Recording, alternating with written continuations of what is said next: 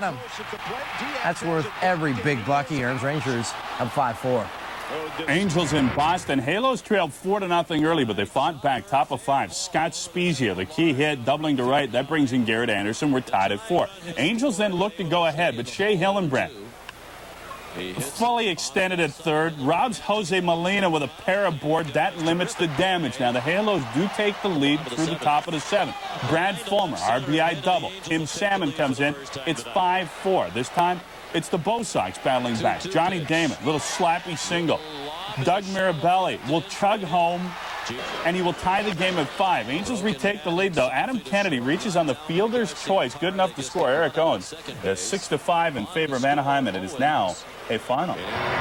The A's at inning is top 2. 1-0 A's. Terrence Long looking for a home run. He's got it to right. Ruled foul. Kanmaka disagrees. Take another peek. Ball just right of the pole, so the ruling upheld. Good news for the Tribe, because CeCe Sabathia gets long swinging. A's trying to hold off the Indians.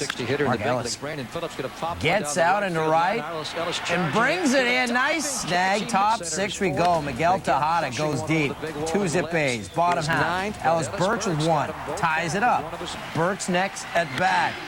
Drives it to the right side. Scott Atterberg can't squeeze it. Omar Vizquel on his horse from second. Comes in just ahead of the throw. Indians take game of 1 of the weekend series, 3-2. On to the Cubbies and the Cards. This one turned out to be a little plunk Matt Clement. Control problems. Hits Fernando Vina on the foot. Then bottom of 2, Clement plunks Mike Matheny. Matheny, not pleased, fires the bat away. Also some nice D in this one. Aesop Choi drives it. Jimmy Edmonds. Nice grab. He does that every year. Back to Clement. This time gets Tino Martinez. Tino with the glare, but he took his base. Bottom of 5, tied at 3. Clement serves one up to J.D. Drew, and he crushes it. Off the scoreboard, the Cards led at 5-3, now 7-4, bottom 7. Get back to the NHL pitcher and the Ottawa Senators, a team wondering the same thing as the Minnesota Wild, as in where's the back of the net. If you ever thought for a second that the trap was dead in Jersey, give your head a shake, which is what the Sens were doing on an off day in the Eastern Conference Final. Brent Wallace with more in this report. Having scored just 4 goals in their 3 games against the Devils, the Sens should be thankful they only trailed New Jersey 2-1. Ottawa's inept offense is partially a byproduct of a stifling New Jersey defense, which has tightened up drastically since Game 1. But not only that, the Sens are showing a lack of desire to fight through the Devils' trap. You're going to go through adversities out there, and it's how you react to them that's going to make you a better team. And we did it today, and we can move on to tomorrow. There's so many factors, you can get frustrating instead of getting pumped up and try to do the job, and I think that's what we got to do. It's not that we're not working hard and stuff. Sometimes you got to work a little smarter to make plays happen. After Game 3's loss, Captain Daniel Alfredsson emphatically stated Ottawa would win Game 4.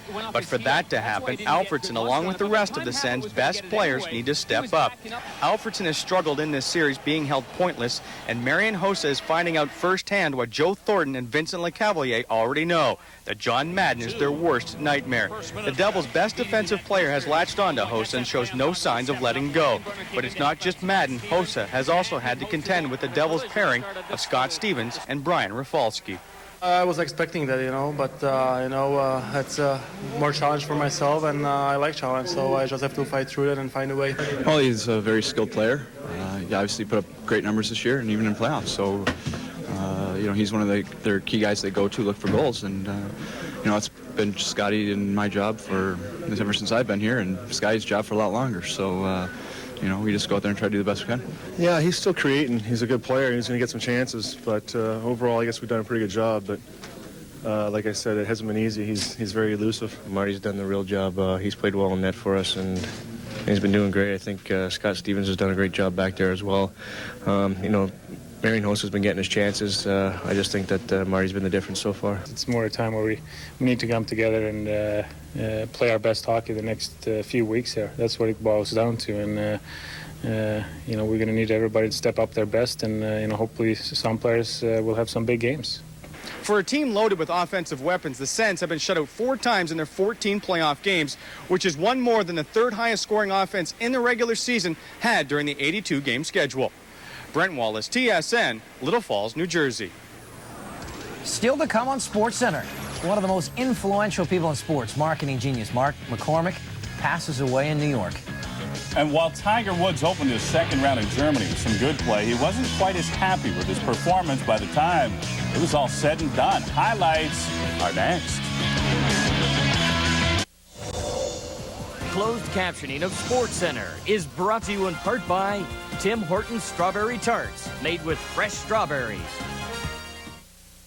You may not know the name, but Mark McCormack changed the way we look at sports. He was the head and founder of IMG, the most powerful management group in any game. His first prominent client was Arnold Palmer, and his list of athletes today includes the who's who of almost every sport. McCormack died today at the age of 72. McCormack made the management of athletes' careers a big business, turning success in sports into commercial marketability. The concept began in 1960 on a handshake deal with Arnold Palmer. As his business grew, he played a key role in how much athletes were paid and how their images were portrayed. Today, IMG has 80 offices in 32 countries around the world and represents such names as Tiger Woods, Matt Sundin, and Derek Jeter. In May 1990, Sports Illustrated described McCormack as the most powerful man in sports. Tiger Woods called McCormack's death a loss for everybody. Hall of Fame golfer Gary Player said Mark McCormack was the definitive super agent of all sports. The Pro Golf of America Golf Report takes us to Germany in the Deutsche Bank Open, a tournament put on the map by Tiger Woods, a guy that's been off the radar since the Masters. Tiger dealing with a relatively strong field and fungus. Tiger doesn't have it, but all 18 greens at the TPC of Europe do. The fungus affecting a couple of Tiger's putts. A minor hindrance on his way to another title, he hopes. A hindrance kind of like Patty Harrington. Check for charity. Tiger back in action, looking to improve after finishing 4 strokes behind the leader on Thursday early on. Par 4, 7th. Drains the bird, puts him at 1 under on the day. Par 4, 11th hole. His approach shot lands a few feet from the hole. Goldschlager, that's a nice shot. Set him up for a chance for bird, looking for the bird, but he puts it wide. He'd have to settle for par. Round 1 co-leader. Padraig Harrington continuing where he left off. Drains the long birdie on 10, his 3rd of the day. Back to Woods. Misses another birdie on 14, finishing the round 1 under. 9 strokes back of the lead. Harrington, no problems with the wedge on 16. Drops it. Finished the day at 6 under. He leads after 2 rounds at 13 under. On to round number 2 of the Byron Nelson Championship from Irving, Texas. And Vijay Singh, the hot putter, he carded to 65, gets the birdie on 16 to move to 10 under and into the lead. I think he wants Anna to get a caddy for him next week. He's offered his bag up to her. And then on 18, Singh with a long putt to save par, remain at 10 under. It goes on the greasy side. That'll fall for him. Phil Mickelson, still in search of his first victory of the year. That'll help. It's a bender, gets the birdie to go on 13. He slides to 5 under, but it was all downhill for Lefty after that. And chipping from the beach on 15. It was really windy today. A lot of sand in his face as he comes up short. That would cost him. He made bogey. Then on 17, 2-footer to save par. Bites the lip but slides out. The struggles continue for him, shooting 2 over on his round. He sits 7 shots back of the leader. It is Vijay Singh sitting at 10 under par. 7 birdies, 2 bogeys for him today, a 65. It was pretty impressive. Of the 42, or I should say 42 of the 155 golfers only managed to break par, and that was because of the wind. It was gusting 50 kilometers per hour at times. Then it would go up to about 78 kilometers per hour. It was downright nasty. But hey, that's golf in Texas. You got to get used to that. Fans in Anaheim looking for a sweep tonight. 3 games, 3 shutouts for John Sebastian Giguere in the Western Conference Final. Game 4 is coming up next on TSN. And still to come as well, it is our highlight of the night.